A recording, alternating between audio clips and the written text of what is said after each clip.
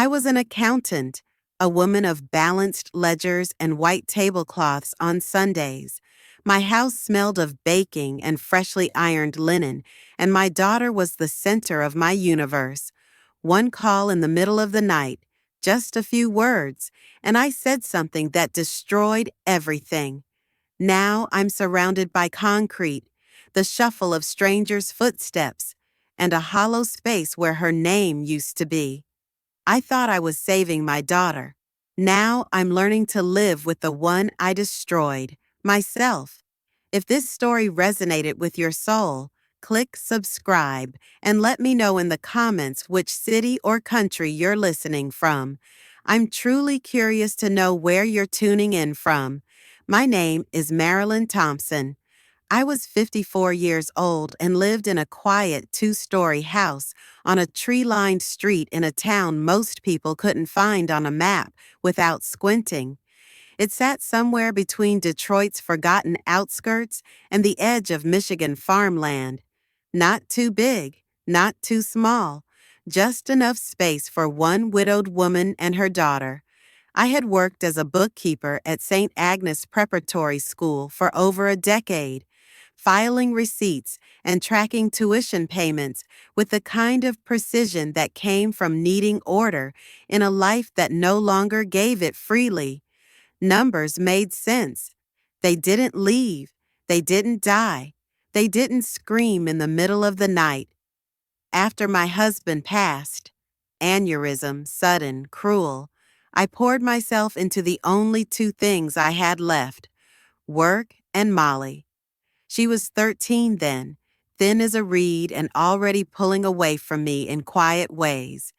Her grief had folded inward, sharp and quiet, and I didn't know how to reach it.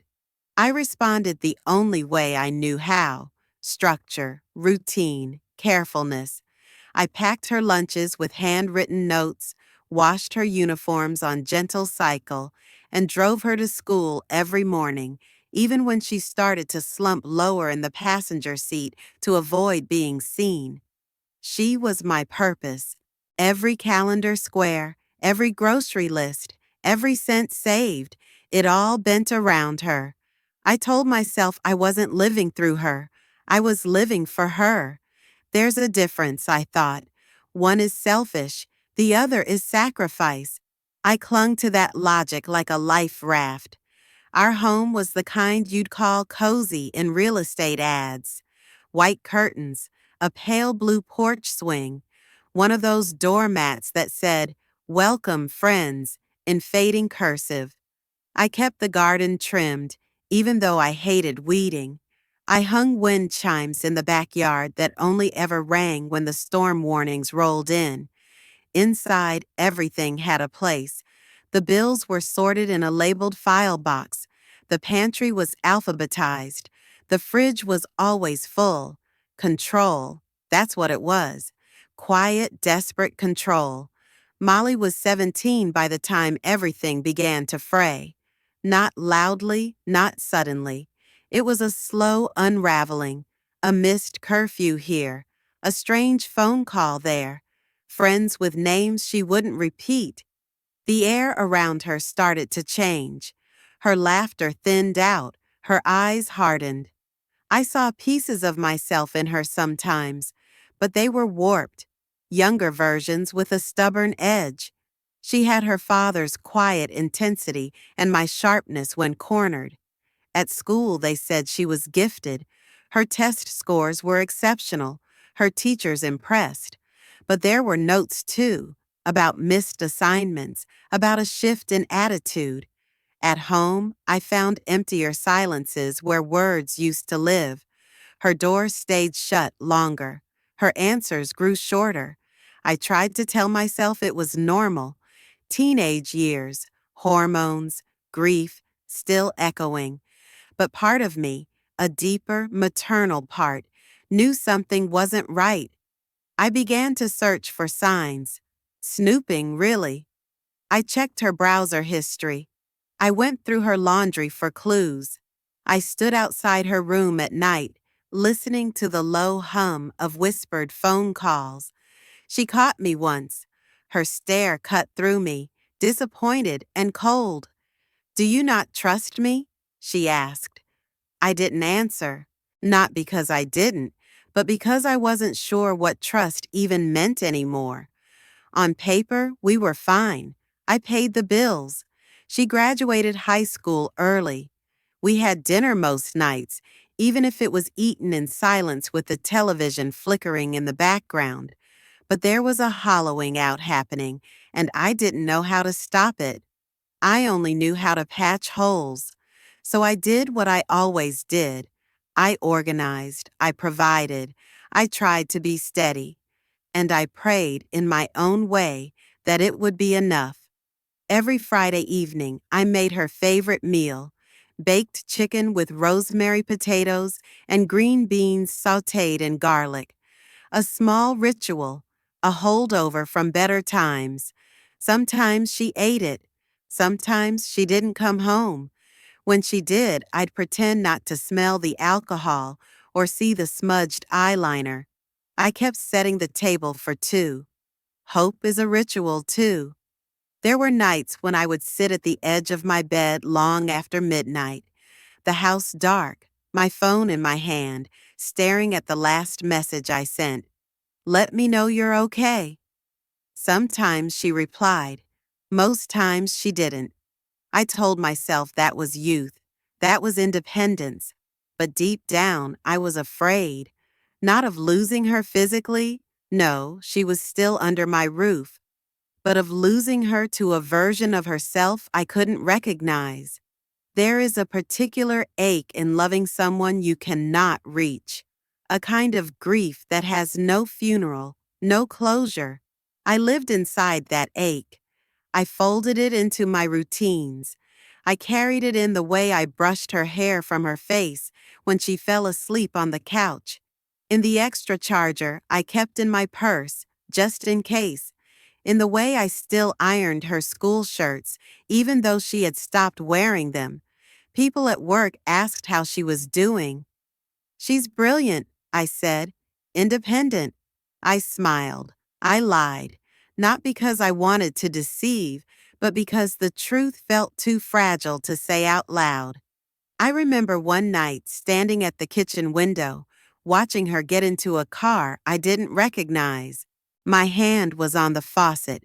I didn't call out. I didn't run after her. I just stood there, letting the water run cold over my wrist, and I whispered the only prayer I ever knew: "Please come back safe." I don't know when I started bracing for the call, but by then I had already chosen my side. I had already decided, without knowing it, that if it ever came down to her or me, I would take the fall, because that's what love looked like to me. That was what motherhood had become. Not softness, not warmth, but a shield. And I was ready to break, as long as it meant she would remain whole. It was just after 1 in the morning when the phone rang. That hour, that bone-deep, godless hour, when everything good is asleep and only the worst things move freely. I was awake, though. I hadn't been able to sleep for weeks. Something in me had shifted. I had grown used to lying in the dark, listening to the creak of the house and the pulse in my ears, praying that the front door would stay closed, that no headlights would wash across my bedroom ceiling. When the ringtone echoed through the hallway, it didn't startle me. It confirmed something I had already been carrying. I reached for the phone, already knowing her name would be on the screen. It was. Her voice was thin, brittle. Words caught between gasps. I couldn't make them out at first, just the sound of panic, of someone whose world had been upended. I sat up straight, turned on the lamp. My mind tried to keep up, tried to piece together enough of the fragments to form a shape. All I heard clearly was, "I didn't mean to," and "It just happened." And then finally, with a sharp sob, "He's not moving." The rest blurred. By the time I reached her, the rain had begun to fall. thin, needling drops that sliced through the windshield and made the night shimmer with distortion. Her car was pulled off to the side of an empty stretch of road, hazard lights blinking into the void. When I stepped out, the cold bit through my sweater and down to the bone. I didn't notice. My eyes were locked on her silhouette, crumpled on the shoulder, crouched beside a shape lying unnaturally still on the asphalt. A boy, maybe 16, no movement, no sound. The front of the car bore the mark of impact. Metal crumpled like paper, the windshield spiderwebbed. She looked up at me with eyes I had never seen on her before. Wide, terrified, broken. Everything after that moved slowly and all at once. I told her to get in my car.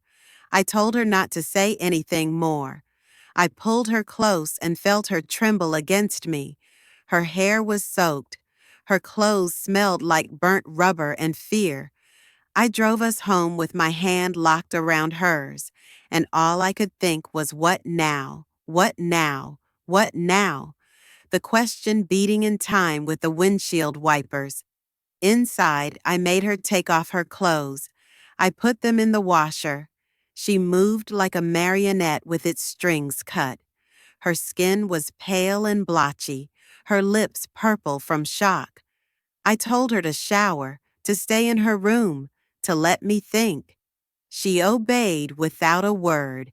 And then I sat at the kitchen table, with the clock ticking loud and slow, and the world spinning out of control around me.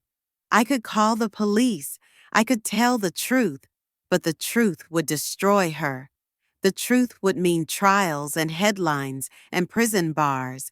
The truth would take my daughter from me, not in death, but in another kind of disappearance, one that would gut everything I had built and leave behind an empty seat at the table for the rest of my life.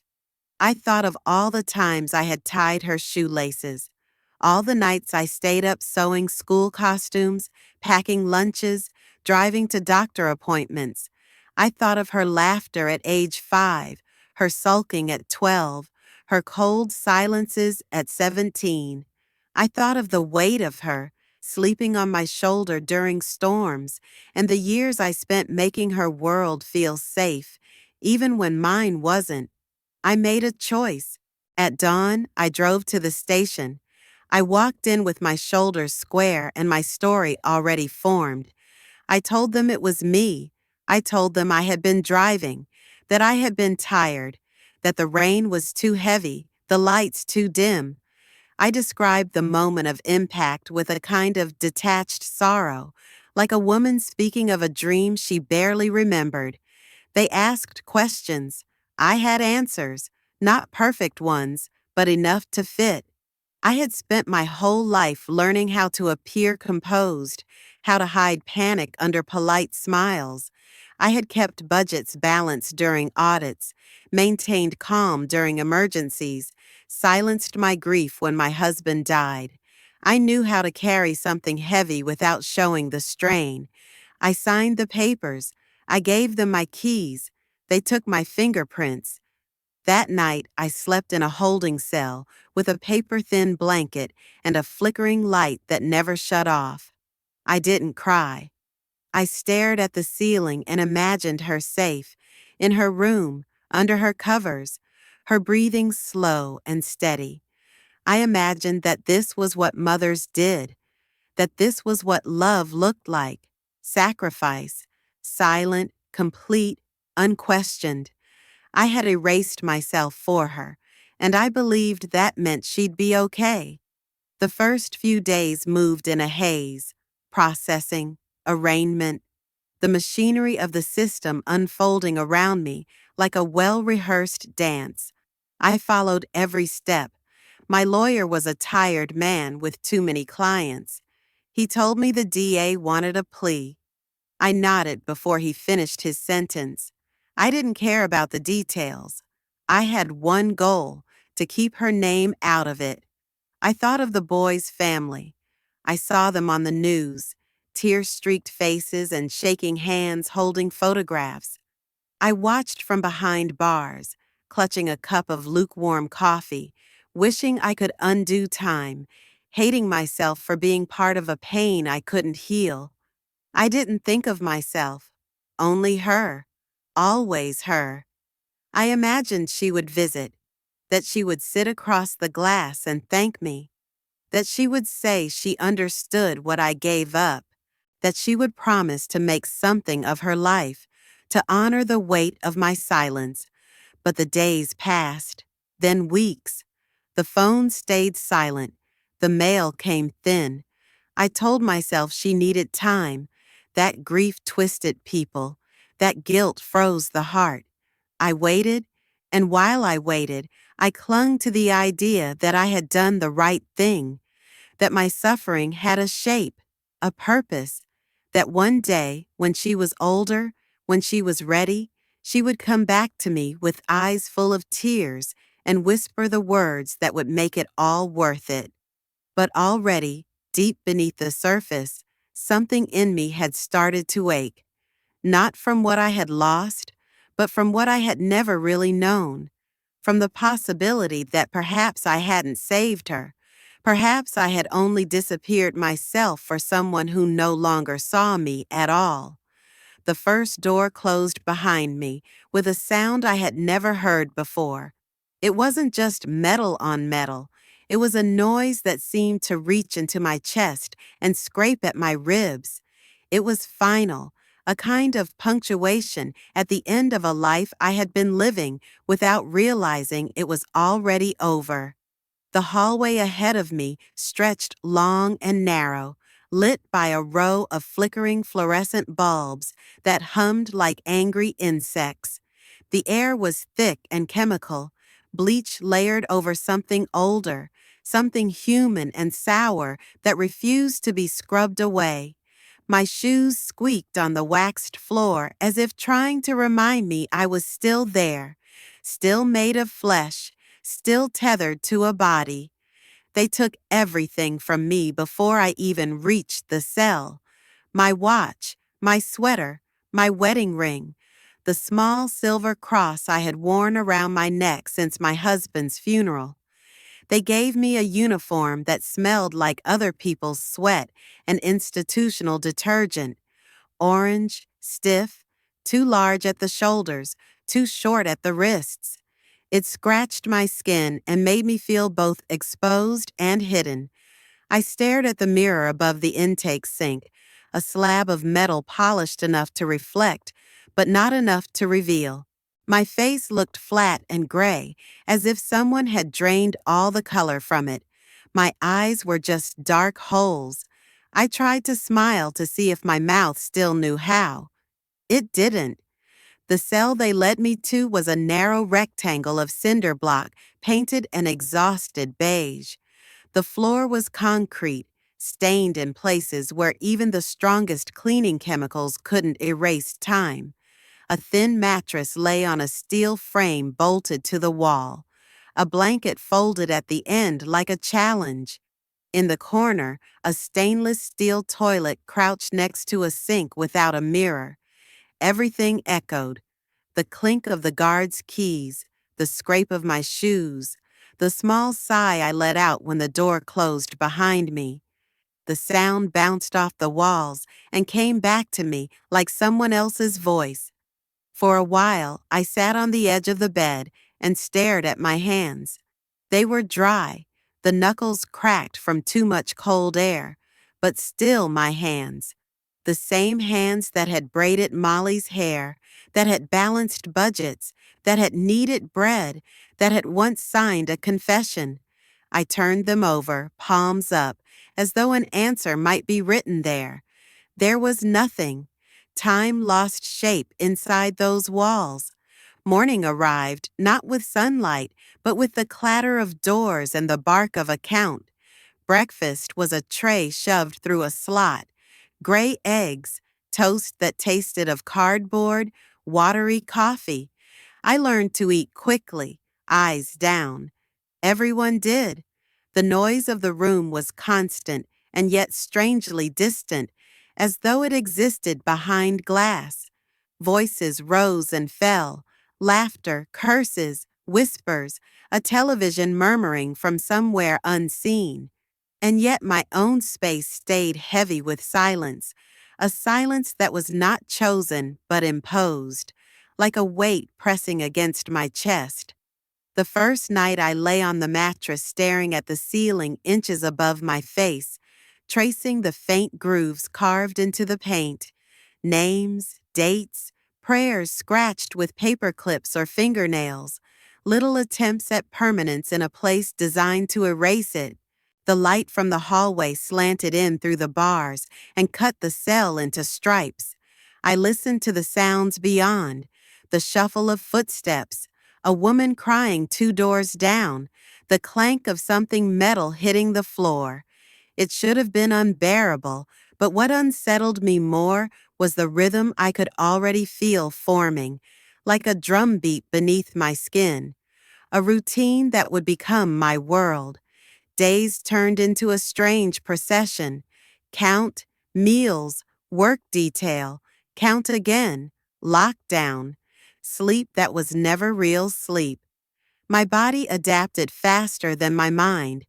It learned the timing of footsteps, the voices of guards, the smells of lunch before the trays arrived. But my mind stayed raw, as though every moment was still the first. I thought about Molly constantly at first. I imagined her waking up in her own bed, the sheets clean and warm. I imagined her eating breakfast, walking through the school hallways, telling her friends she was fine. I told myself the silence between us meant she was healing, that my sacrifice had given her room to breathe. But as the weeks passed, the silence began to sound like something else. Not healing, absence. I tried to write letters. At first, long ones filled with memories, bits of advice, apologies I couldn't voice. Then shorter ones. Then just, I love you. The paper stayed blank longer between each attempt. Sometimes I tore them up before finishing. Sometimes I sent them and received no reply. The mail call became a kind of small crucifixion. My name never called. The guard moving on. The other women tucking envelopes into their pockets. My hands empty. I learned the unspoken rules. Don't ask too many questions. Don't look too long at anyone. Walk with your shoulders slightly rounded. Keep your back to the wall when you can. Speak only when necessary. The women around me were a spectrum of hardness and fragility, all of them carrying stories they never told. I saw them barter for small comforts, explode over nothing, cry into their pillows at night. I began to understand that we were all locked in cages inside ourselves long before the bars closed. Some days, during yard time, I would tilt my head back and stare at the slice of sky above the razor wire. It looked both close enough to touch and impossibly far away. Birds flew overhead, landing on the fence for a heartbeat before taking off again. I envied their weightlessness, their ability to leave without looking back. The air smelled faintly of diesel from the generators, cut grass from beyond the perimeter, and the sour-sweet tang of bodies moving in close proximity. I walked slow circles, my arms crossed over my chest, listening to the gravel crunch under my shoes like a metronome marking time. Inside the cell, I built small rituals to keep myself from dissolving completely. I folded my blanket with military precision each morning. I lined up my toothbrush, comb, and bar of soap on the metal shelf like tiny soldiers. I counted the tiles on the floor, then the cracks in the ceiling, then the bars on the window. It was meaningless, but it gave my hands something to do, my mind something to hold. At night, the silence changed. It wasn't the absence of sound, but the presence of every thought I'd been avoiding. My guilt arrived then, a living thing that pressed its forehead to mine and breathed my air. It reminded me of the boy's face, of Molly's trembling hands, of the moment I said it was me and handed over my life without hesitation. It told me I had been a fool. It told me she would forget me. It told me I was nothing now but a number. But even as the guilt wrapped around me like a second skin, there was a thin thread beneath it, something that pulsed weakly. Not hope exactly. Not yet. But a flicker of self I hadn't completely lost. The part that still remembered my own name, that still traced the letters on the paper before writing them down, that still noticed the way the sky changed color just before dusk. That thread kept me from disappearing entirely. It was small, but it was there. In the quiet hours before dawn, when the corridor was still and the other women slept, I would sit on the edge of the bed with my feet on the cold floor, my hands clasped loosely in my lap. I would listen to my own breathing, slow and deliberate, in, out, in, out. It became a mantra, proof that I was still alive, even in this place designed to reduce me to a shadow. Proof that I was still someone, even if I no longer knew who. There came a morning when I woke and didn't reach for the idea of her. It startled me at first, the absence of that reflex. For months, my first thought had been of Molly, what she might be doing, whether she was safe, if she still said my name under her breath. But that morning, the thought did not come. Only the cracked ceiling above me, the faint hum of the ventilation system, and the muted footsteps of a guard on his rounds. My hands lay still on the blanket. I realized they no longer trembled with the urgency to write her letters.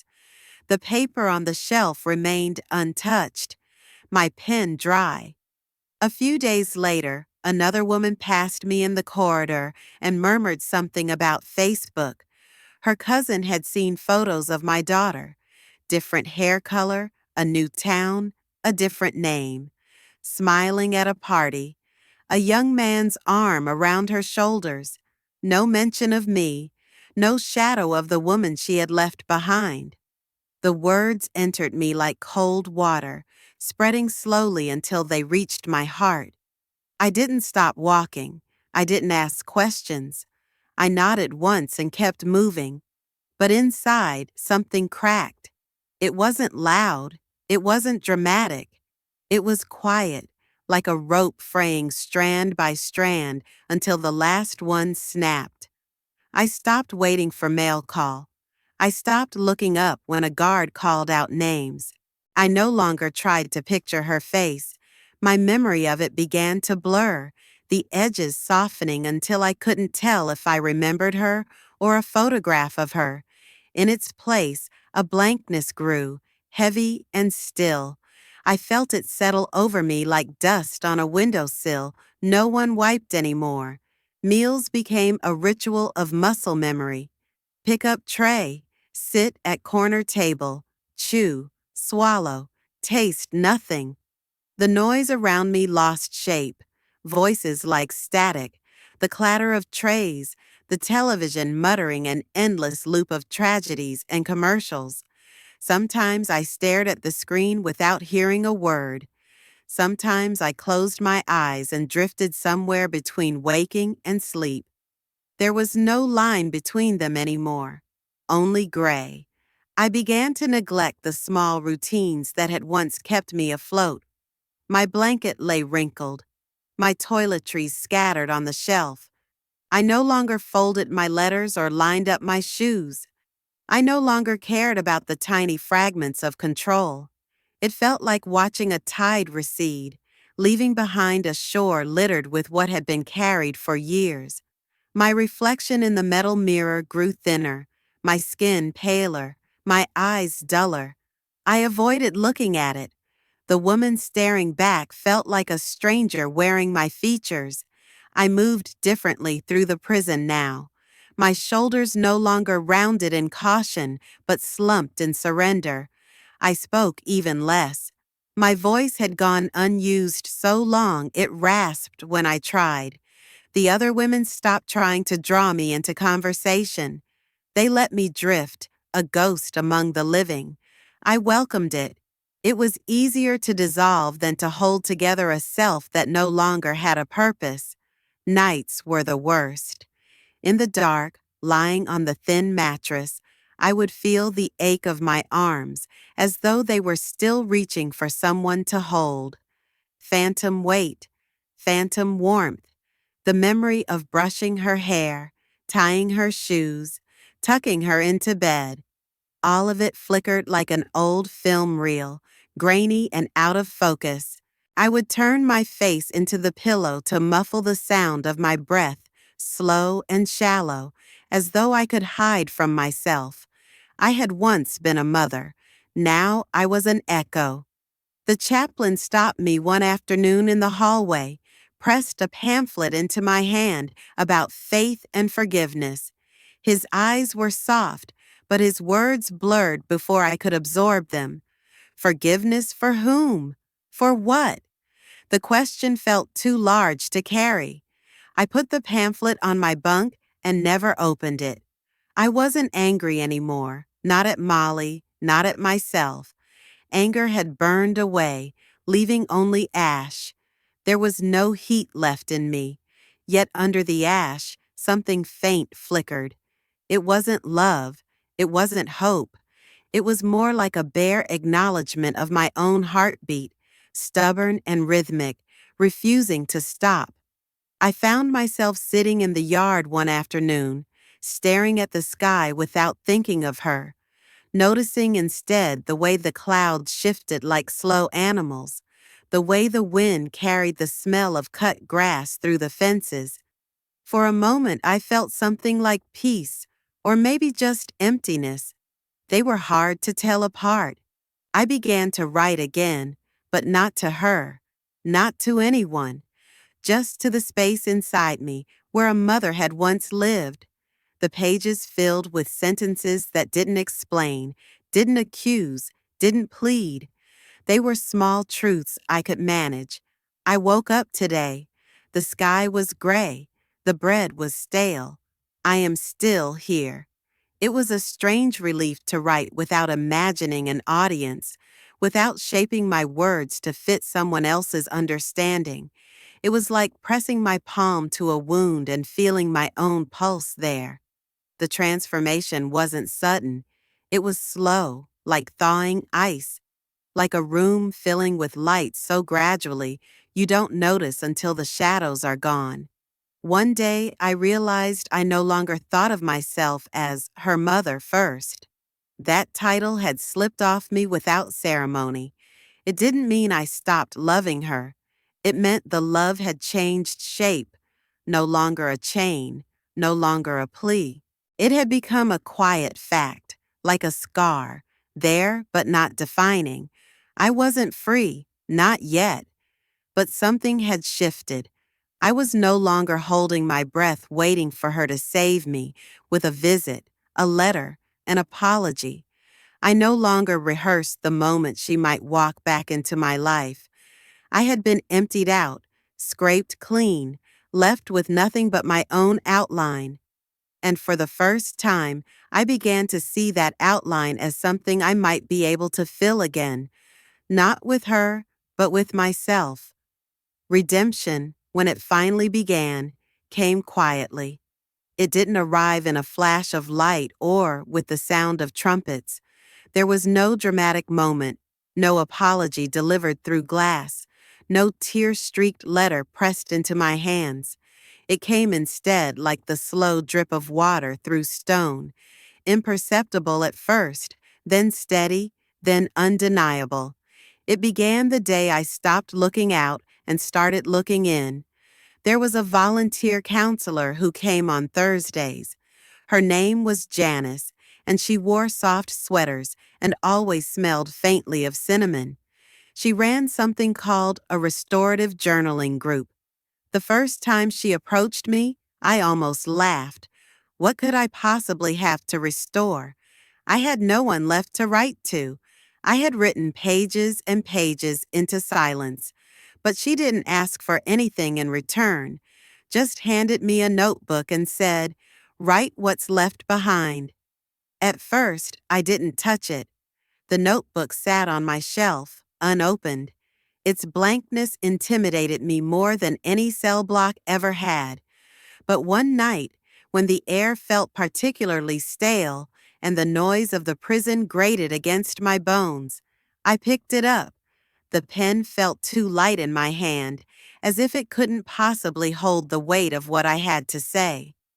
I didn't write to Molly. I didn't write to God. I wrote to the absence, to the space where my name used to be spoken. I wrote to no one, and that was the point. I wrote about the silence, about the way it had settled in my chest like fog. I wrote about guilt, not just the guilt of the lie I had told, but the deeper guilt, the mother's guilt, the kind that seeps into your skin and rewrites your memory. I wrote about the moments I chose to look away, the moments I convinced myself love meant shielding instead of seeing. I wrote until my hands cramped, until the ink smudged under my fingers, and still there was more. The next week, I joined the circle. I didn't speak at first, just sat among the women, their faces lined with years of pain, and listened. They spoke of children they hadn't seen in years, of lives they had wrecked and tried to piece back together with trembling fingers. No one asked for pity. No one offered judgment. We spoke in fragments, in wounds, in moments of clarity carved from chaos. And in that space, something softened in me. Janice gave us prompts sometimes. Write about who you were before. Write about a choice. Write about forgiveness, whether you've given it or not. I found myself returning to the page, not because I believed it would change anything, but because it was the only place where my voice still felt like my own. One afternoon, I found myself writing a letter I never planned to send, not to Molly, but to myself, the self I had been before the fall, before the call, before the lie. I wrote to the woman who tried too hard to be enough, who folded laundry with aching hands and memorized test schedules and clipped coupons with quiet desperation. I told her I was sorry for demanding perfection, for mistaking sacrifice for salvation, for forgetting she was a person before she was a mother. That night I slept without dreams, the first time in months. I began to notice small things again.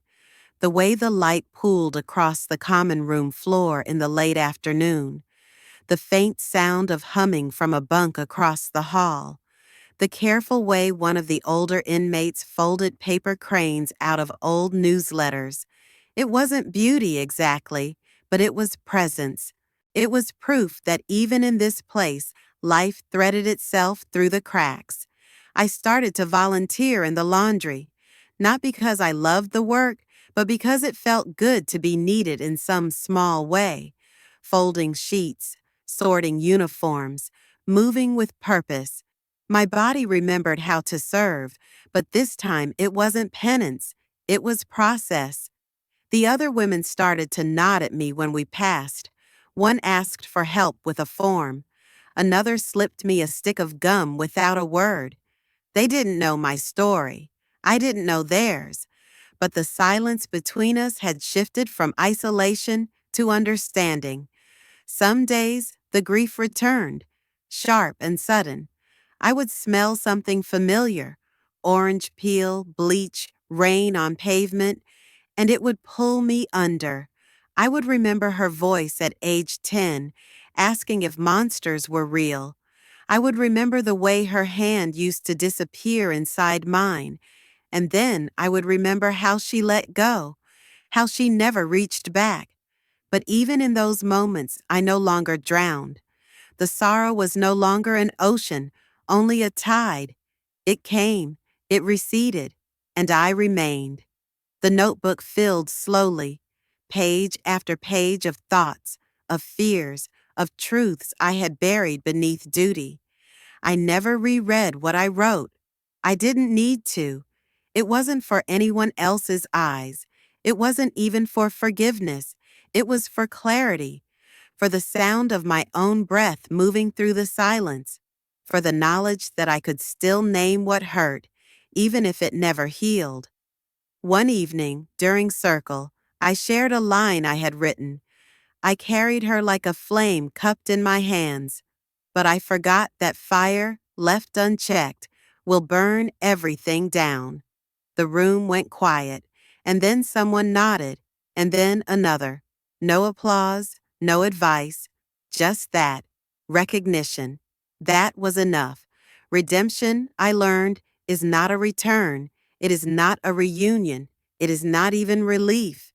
It is the act of staying, of choosing not to disappear into the pain, of building something new from the debris, even if it is small, even if it is quiet, even if it has no name and no one to receive it.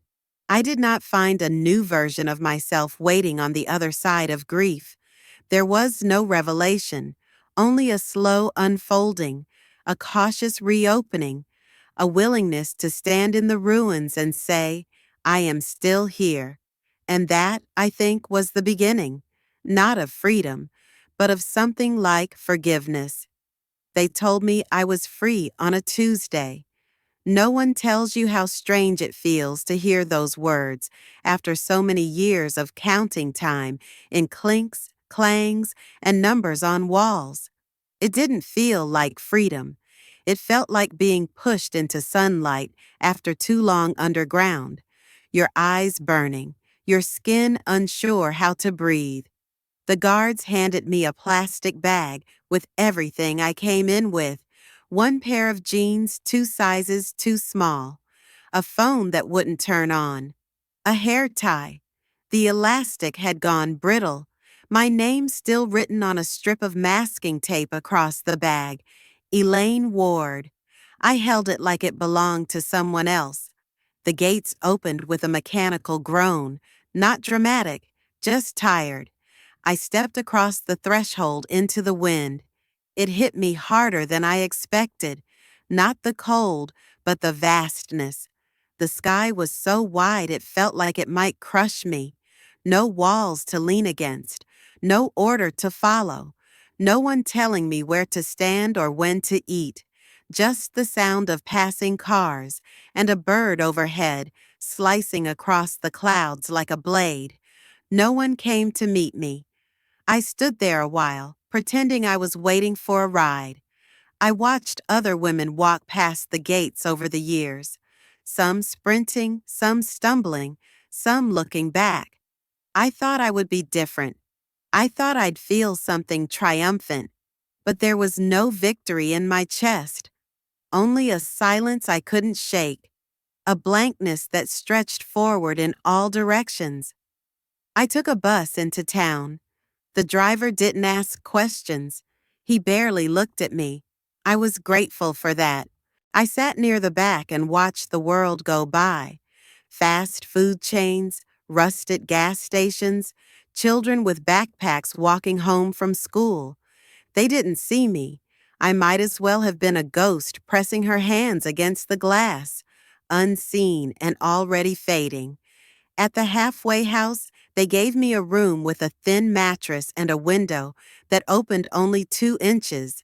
Still, it was more than I'd had in years. I sat on the edge of the bed and stared at the walls, expecting them to close in. But they didn't. That was somehow worse. They just sat there, indifferent to my presence. I was no longer a prisoner, but I wasn't someone new either. I was the space between. The first week, I woke every morning before dawn, heart pounding, expecting the guard's flashlight, the shouted roll call. But there was no one, just the ticking of a radiator and the muffled coughs from rooms down the hall. I lay in the dark and wondered if Molly ever woke up thinking of me. Wondered if my name had become a story she only whispered to new friends, or if it had vanished from her entirely. I didn't call her. I could have. Her number was still memorized, etched into the grooves of my brain like a scar. but my fingers never reached for the phone. What would I say? That I still ached when I thought of her smile at 16? That I dreamed of the night she left, over and over, like a film that never changed? Or would I say nothing, just wait for her voice and hope it didn't sound like goodbye? Instead, I made coffee, bitter, too strong. I sipped it slowly and watched the street outside the window. People moved like they knew where they were going. I envied them. Every step I took felt borrowed. Every breath carried the echo of years I couldn't get back. At the job placement center, they asked what skills I had. I said accounting. I didn't say I hadn't touched a spreadsheet in almost a decade. I didn't say the numbers used to make sense, and now everything felt scrambled. I got assigned to a warehouse sorting returns. It was quiet work, lonely, and oddly comforting. I handled objects that had already failed someone. There was something fitting in that. At lunch, I sat alone. The others talked in low tones about their families, their futures. I kept my eyes on my sandwich. I didn't know how to speak the language of plans anymore. Mine had ended the night I lied for Molly. Or maybe they had ended long before, the first time I looked at her and thought love meant protecting her from consequences. One afternoon, I walked by a park. Children ran through the grass, shrieking with laughter. A mother bent to tie her daughter's shoe. The sight hit me like a slap. I had to sit down. My breath caught in my throat, ragged and sudden.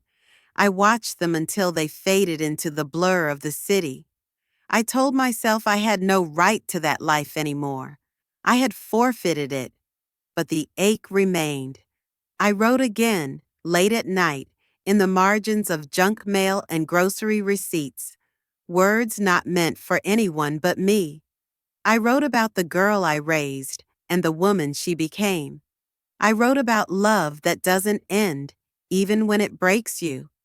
I wrote about the difference between guilt and grief and how hard it was to live with both.